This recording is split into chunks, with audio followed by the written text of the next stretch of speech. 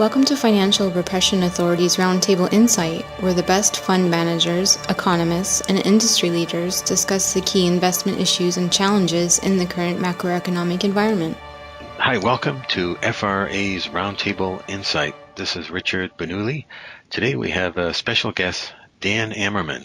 He is a chartered financial analyst, author, and speaker with degrees in finance and over 30 years of professional experience. As an investment banking vice president in the 1980s, he did groundbreaking work in the security originations and asset liability management areas. And he is the creator of a number of DVDs and books on finance. Welcome, Dan. Thank you, Richard. So today we have a very interesting topic. Dan has done a lot of research in terms of the interplay between the U.S. national debt, Social Security, Medicare entitlement programs, and how that all ties to the future of interest rates.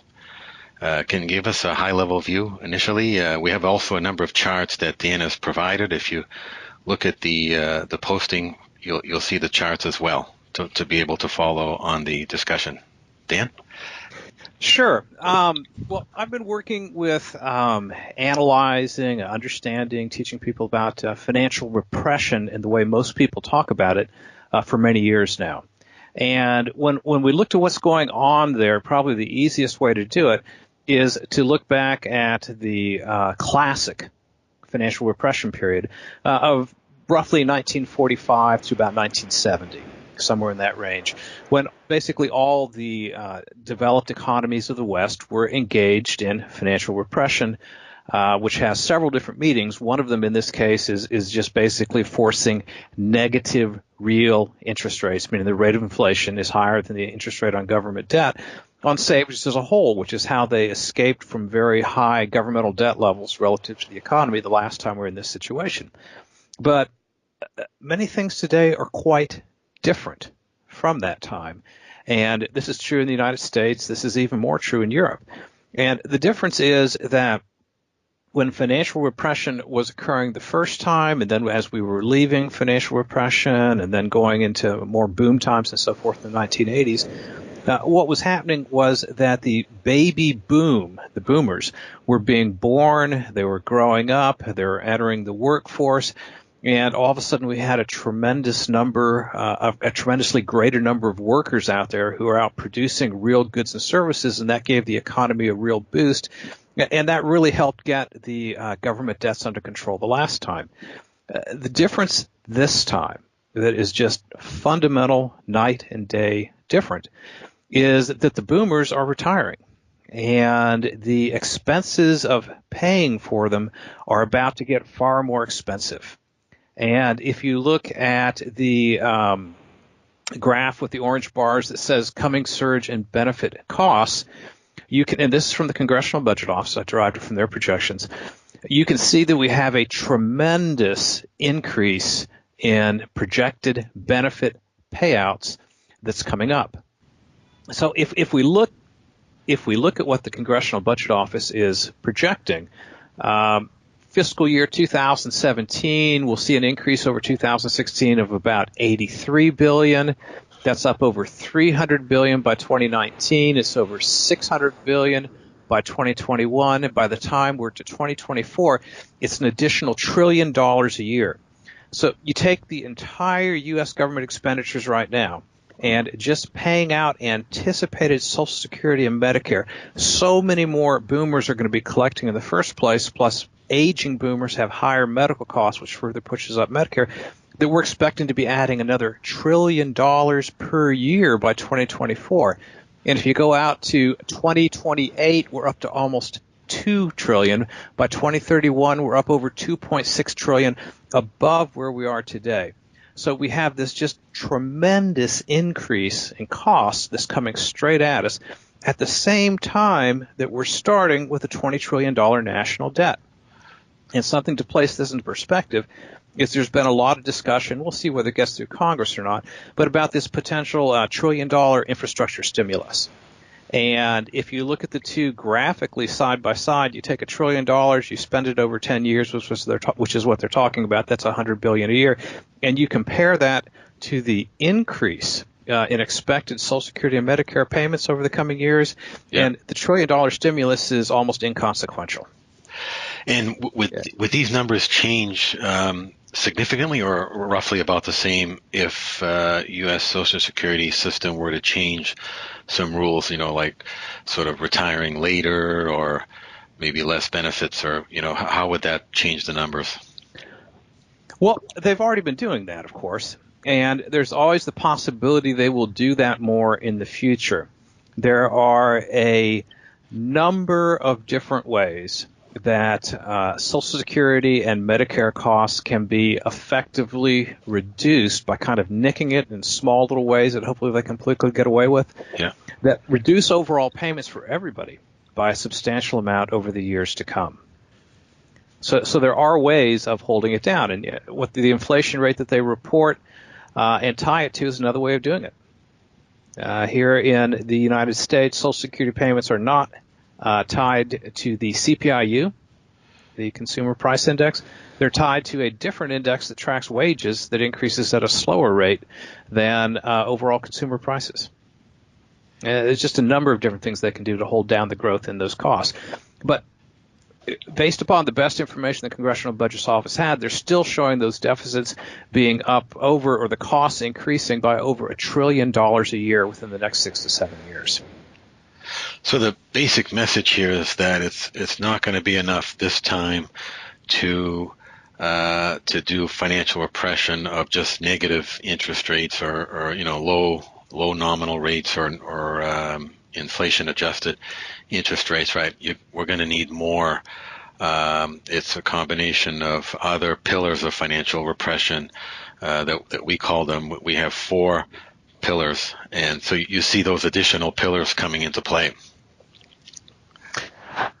Yes, but the key point that I'm making, and we can go through some of the numbers here, and I think it'll become very clear, is that we can't really look at financial repression in the post-World War II example, because the fundamentals are very different. At that time, if you look at what really happened over time, it's not so much that the debt got driven down, but they used financial repression to hold the debt level in inflation-adjusted term. All over a 25-year period, there's a tremendous amount of economic growth. So we went from the national debt exceeding the total size of the economy to being under 30% of the size of the economy, and that's how it was done. But they weren't facing this tremendous financial challenge that we have with benefit costs. And because of that, the way this is solved, the way this is worked out, what the impact is on investors, and most particularly what the impact is for anyone who is expecting Social Security or Medicare benefits, means things have to work differently this time around. And the thing is that for many years, of course, people have been aware this was coming, but it always seemed to be out in the distant future. Do you have to worry about this? Well, it's here right now. Wow. We know for a fact that in the coming years, we're going to have this force here that's just getting ever more powerful every year that we're just not used to dealing with. So we have twin unprecedented situations. One of them is a $20 trillion U.S. national debt.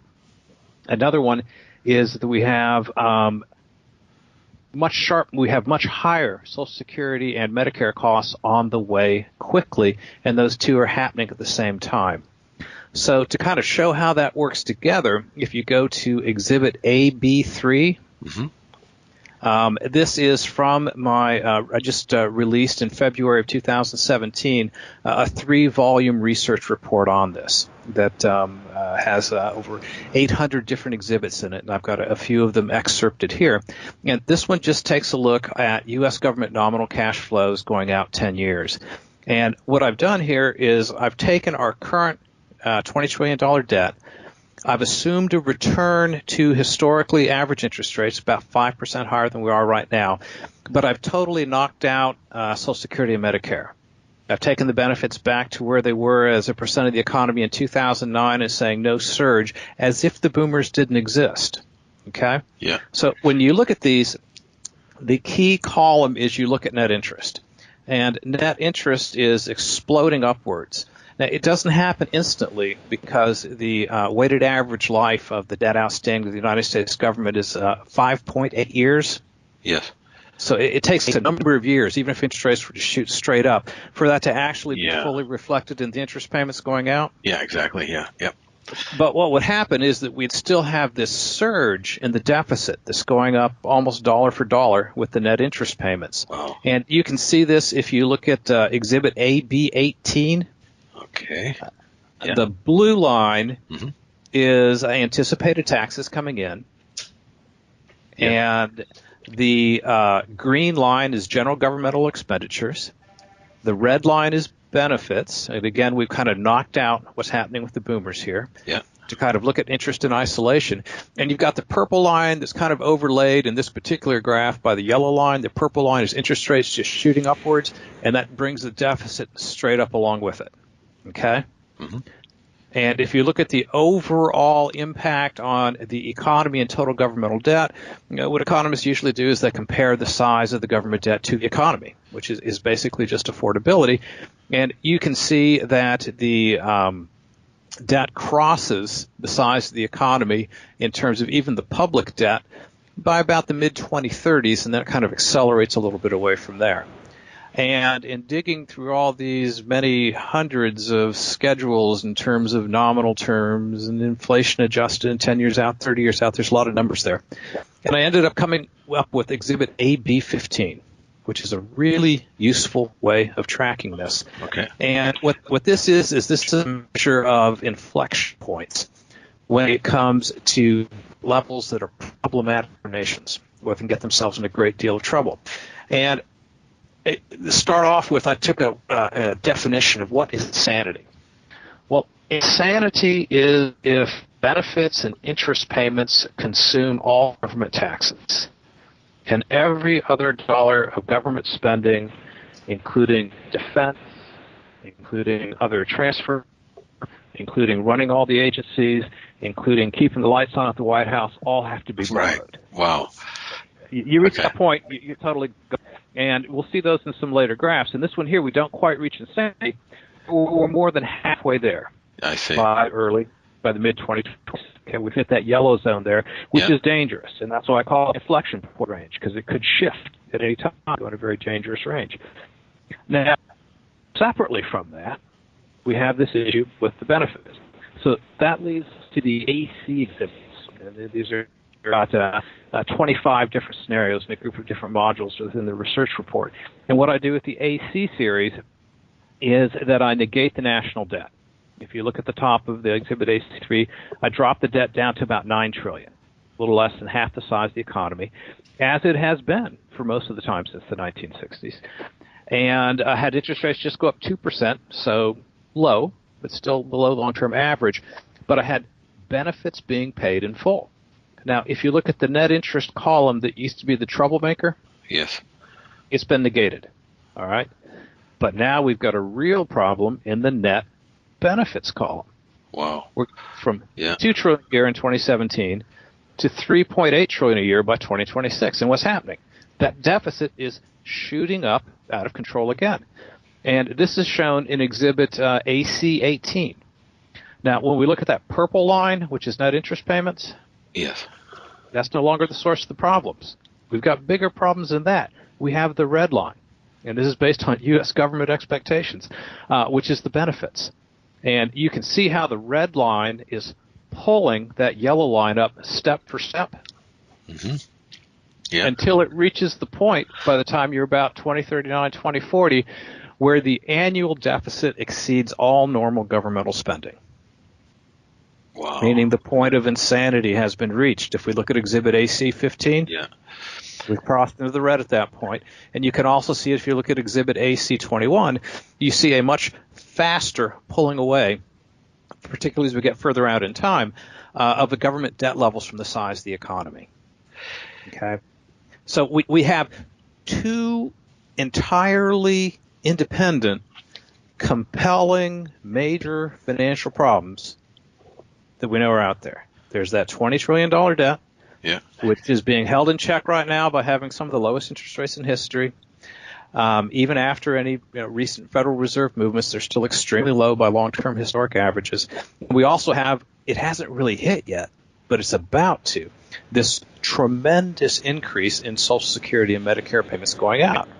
But the problem is, in reality, we have both of these hitting us at the same time. Yes. And that takes us to Exhibit AD3. Okay?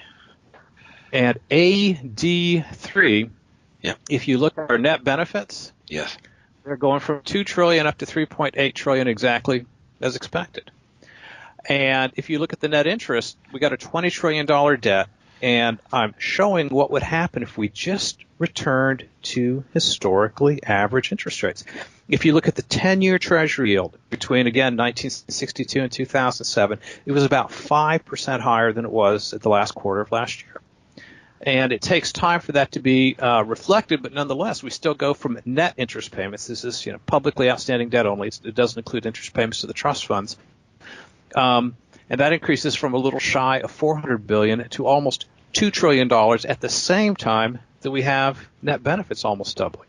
And when those two hit together, it's almost like we have two exponential series hitting each other simultaneously and reinforcing. And what happens when you have two series instead of one?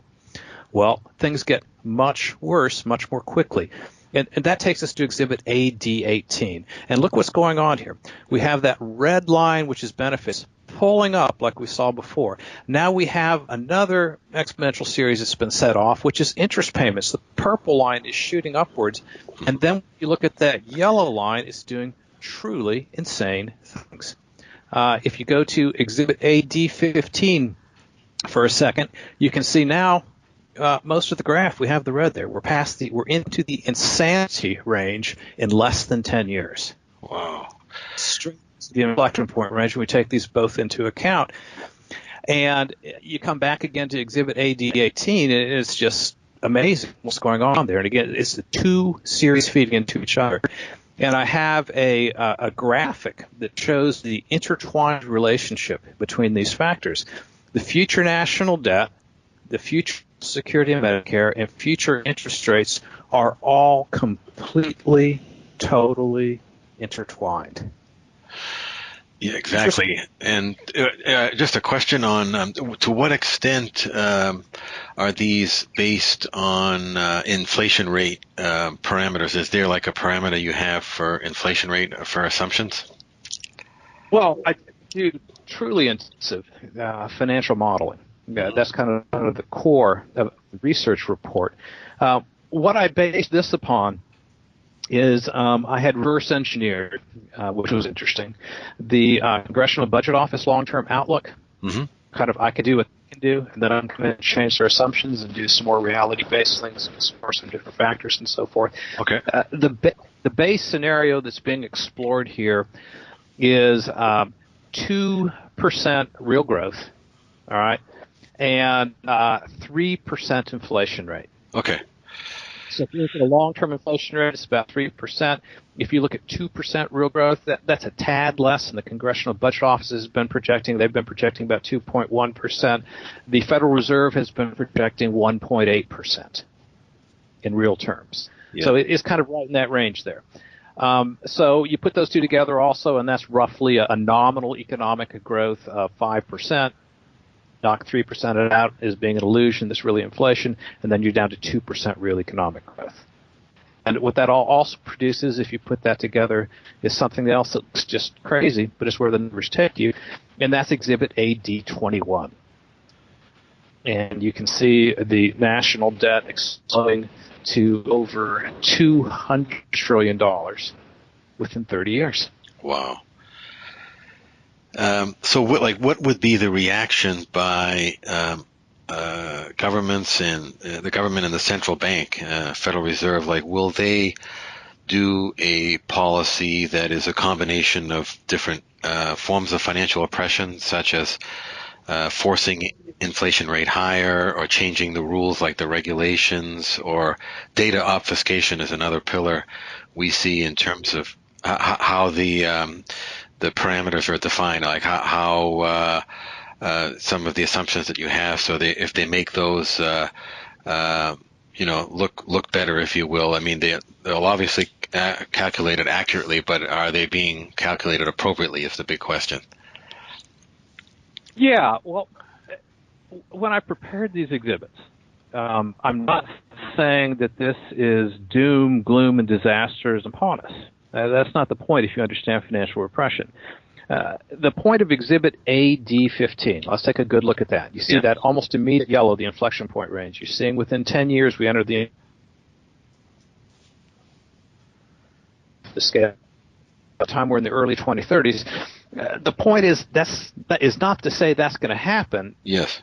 That would happen if we had normality in the same way that most people are building into it, or are building their assumptions when it comes to long-term retirement planning. Mm-hmm. Okay?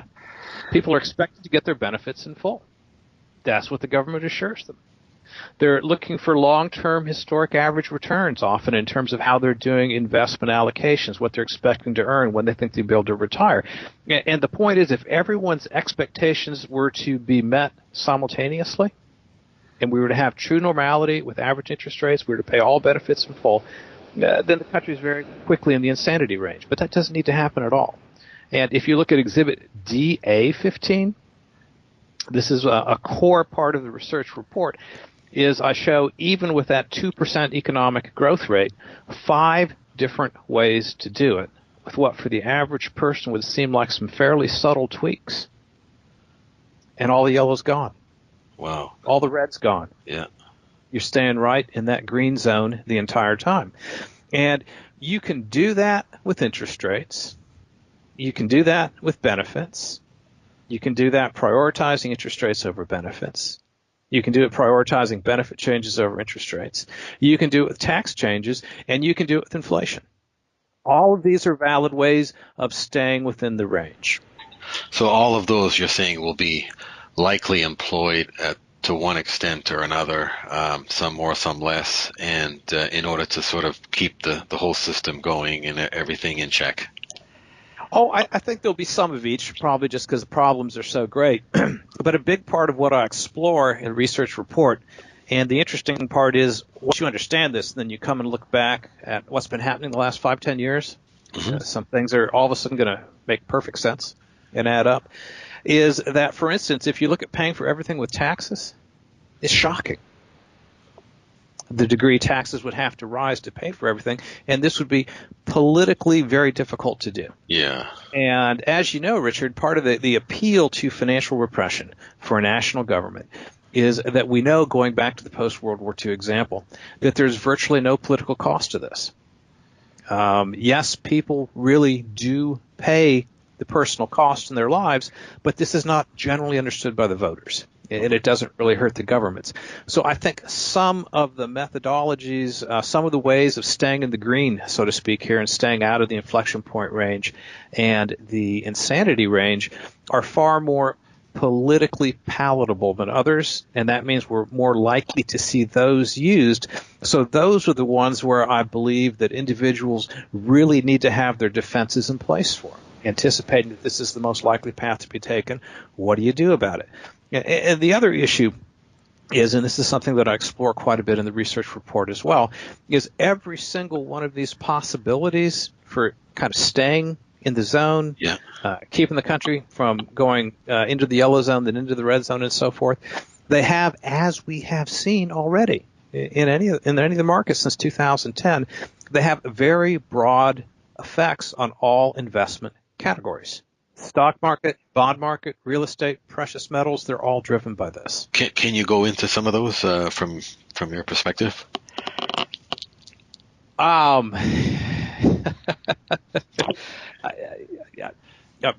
laugh. It's because I have spent so much time doing this in terms of preparing the research report over the last year, particularly in concentrating on this. Much depends on the specific methods that are being used. It depends on the exact approach the government takes.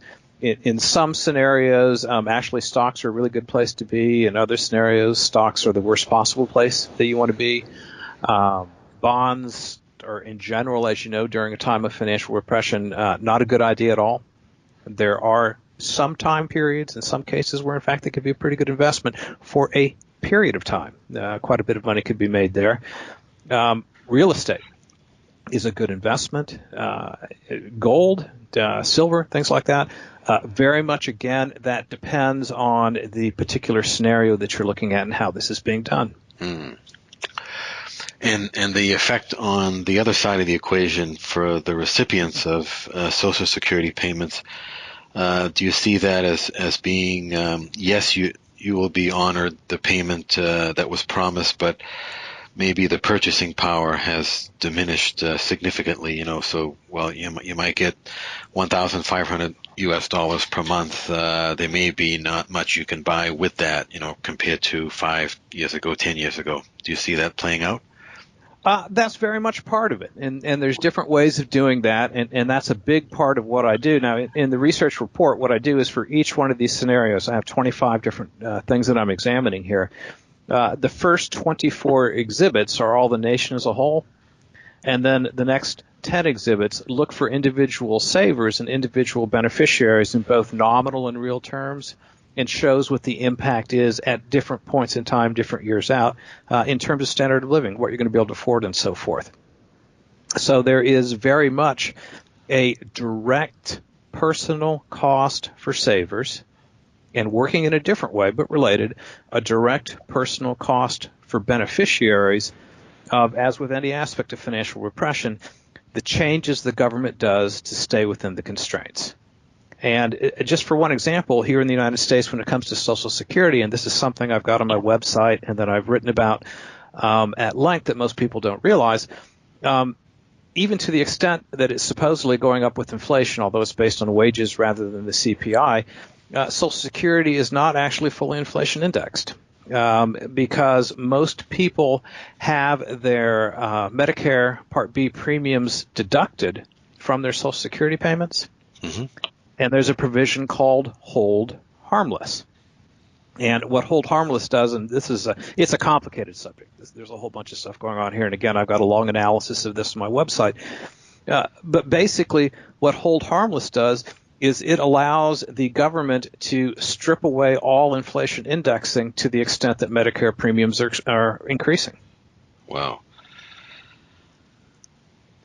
So it's a combination of different pillars of financial repression, data obfuscation, in other words, changing the way that parameters and data and indices are calculated that would allow this whole burden of debt to be less, right? The burden of the potential for increase in deficits or debt to be reduced. Well, it's fascinating, and this is part of what I explore, because I think oftentimes when people look at things like this, they take kind of a high drama approach, like something big and obvious is going to happen that's going to make the newspaper headlines and everyone will know about it and Social Security get canceled or something like that and so forth. But when you really get inside the numbers, and that's where I lived for a few months as a part of this, was living deep inside those numbers, you would be surprised. All it takes is a tweak of 0.5% here in a rate, a tweak of 0.25% here, and next thing you know, these seemingly huge problems have gone away. But then again, when you follow through to the impact on individual savers and individual beneficiaries, they are in fact being paid in full. You can't get away from that. You know, if you're going to make a $100 trillion problem go away, $100 trillion in pain has to get shifted somewhere. And that does happen. But it doesn't happen in a way where people can reach their finger out and say, okay, this is happening to me right now because this change was made here. That's just not the case. Wow, that's quite interesting. How can our listeners learn more about your work and obtain access to the report? My website is danielamerman.com. It's there on some of the slides. And if they go there, I've got a whole lot of resources available, some of which are keyed into financial repression, some of which are keyed into making better benefit decisions, some of which are keyed into looking at alternative investment categories and so forth. And they can find a couple of detail articles that are not the research report itself, but they're like this. They have exhibits that have been pulled out of the research report. And they can also find a link to a detailed description of the research report, which has the information there. Great. Thank you very much, Dan, for being on the program show. Well, thank you for having me, Richard. Yeah. Hope to have you again soon. Thank you, Dan. The FRA Roundtable Insight Show is for informational and educational purposes only and should not be considered as a solicitation or offer to purchase or sell any securities. The investments, investment strategies, and investment philosophies discussed or presented on the show each involve their own unique risk factors which are not discussed on the show. Any discussions among the panel participants or responses to listener inquiries are based on the personal opinions of the panel participants and do not take into consideration the listener's suitability, objectives, or risk tolerance. Please be advised that you invest or speculate at your own risk.